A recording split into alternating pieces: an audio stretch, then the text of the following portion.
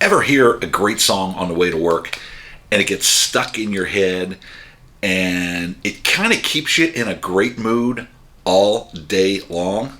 I mean, it's that one thing that you just, no matter what, it's in the background and for some reason you have a great day. The exact same thing happens, but on the opposite side.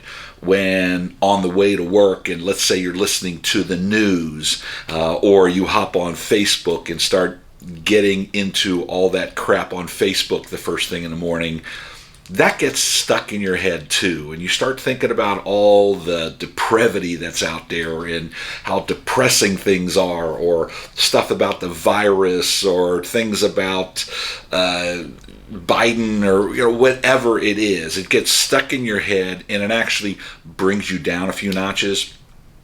It's important to pay attention to what you put into your brain in the morning. Just like that one song that gets stuck in your head that keeps you really active all day long, crap put in your brain will drag you down all day long too. So protect what's going into your head.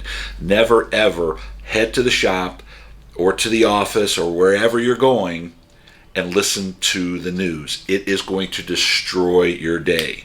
Take it from me, I've done it both ways. I used to listen to talk radio all day long and wound up thinking about crap all day long.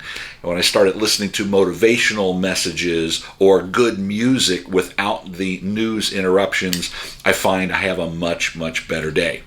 Now, next time you're heading into work in the morning, do something different.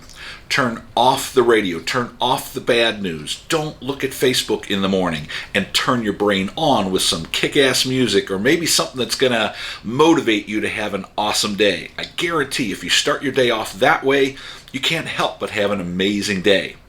You know what's going to make my day amazing? Go down right now and click the like button. Thanks for watching.